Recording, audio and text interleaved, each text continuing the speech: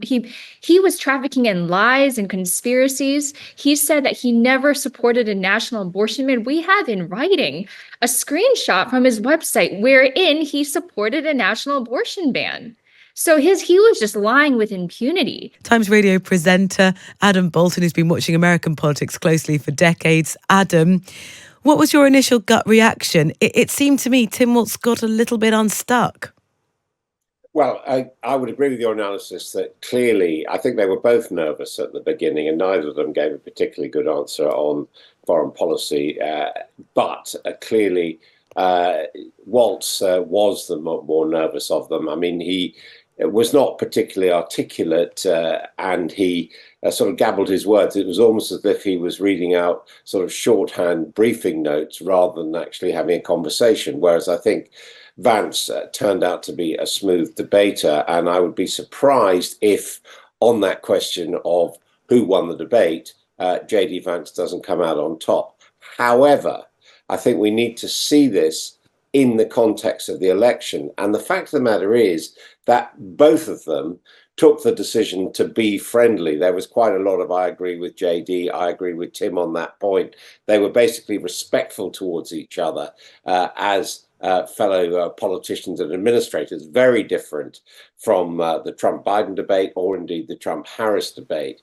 And if you look at the substance of what they said, JD Vance actually, until the end, was backing off from a lot of the kind of red meat MAGA positions which he has taken, and actually, downplaying them, turning them down. Now, that won't necessarily energize Trump voters, although what it won't do is antagonize the opposition or the floating voters in the way that clearly Trump did, for example, when he talked about eating the pets. And actually, the kind of folksiness of Waltz managed to get out some of the points he wanted. I mean, right at the end there, he scored pretty hard talking about January the 6th and JD Vance refusing really to answer the question as to whether that election was actually won by Joe Biden. And similarly, we had some grabs in between, like when talking about abortion, he says, I don't want to trust the state legislatures like Trump or Trump. I want to trust the doctors at the Mayo Clinic, which of course is in his state. And likewise, when he was talking about building houses, he came out with that line saying, where is the firewall in terms of, and I want to be able to get out if there's a fire from my house, whereas Vance had been going on about getting more houses if you reduce regulation. So I think actually, substantively, it was closer to a draw, although stylistically, Vance won. And my net takeaway from all that is this, like most vice presidential debates, is not going to make a great difference to the outcome, which after all is between two other people, effectively Trump and Harris. Yeah, because I was going to get on to that, Adam, to say in the broader context of the election, with now 35 days to go, how much does it shift the narrative? Because what there was a risk of in the last hour and a half was one of them really scoring an own goal, and that didn't really happen.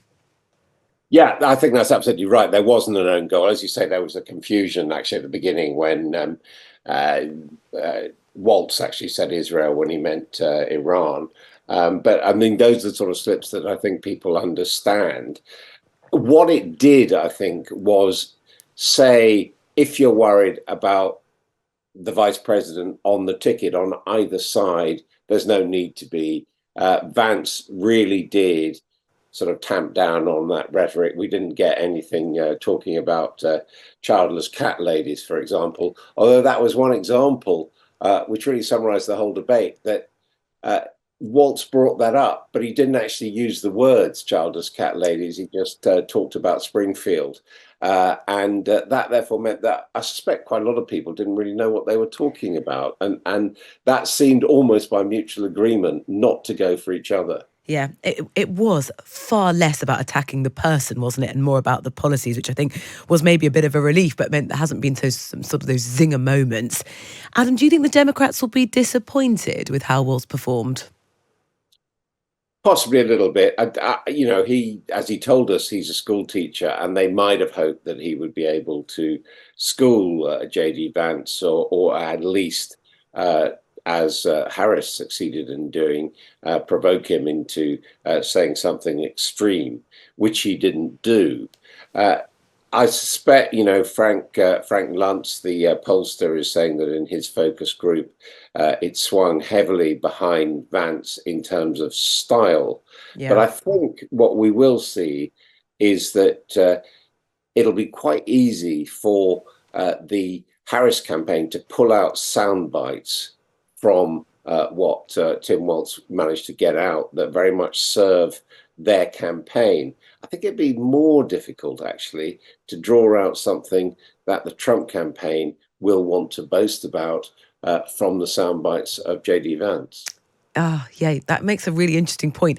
We'll see how they package together, as they inevitably will do, I think, almost immediately for their ads, which do play a really big role in American electioneering. Adam, thank you so much for staying up and giving us your analysis. Adam Bolton from Times Radio. We talked about how the Democrats might be feeling. Earlier, we spoke with Lindy Li, one of the Democrats' biggest donors and a DNC official who was watching proceedings at Harris Waltz HQ. Well, she's back with us now. Lindy, were you nervous watching? Because it looked like Tim Walz was. Well, I just want to say your previous guest mentioned that he thought that perhaps Vance won stylistically, but he was trafficking in lies and conspiracies. He said that he never supported a national abortion ban. We have in writing a screenshot from his website wherein he supported a national abortion ban. So he was just lying with impunity.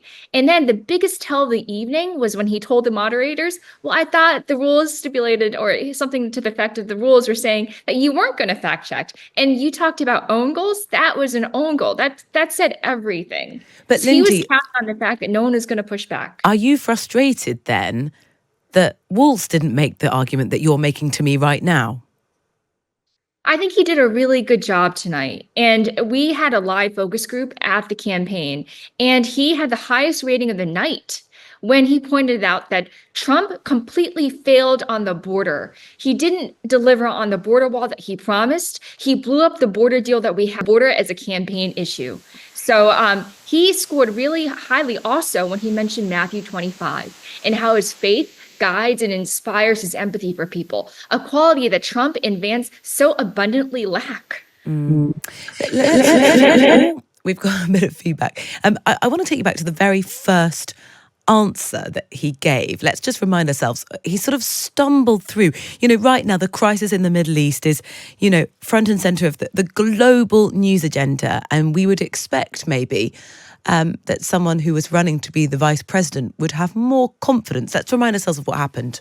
October 7th, Hamas terrorists massacred over 1,400 Israelis and took prisoners. Israel's ability to be able to defend itself is absolutely fundamental. Getting its hostages back, fundamental, and ending the humanitarian crisis in Gaza. What do you think happened when he gave that answer, Lindy?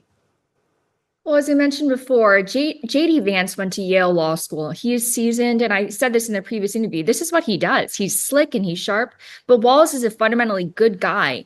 And our focus group of battleground voters, mind you, understand that. They perceive that this is a down-to-earth guy, salt-to-the-earth guy who wants the best for the American people versus Vance, who is backed by Peter Thiel and was a venture capitalist and is working for his billionaire cronies.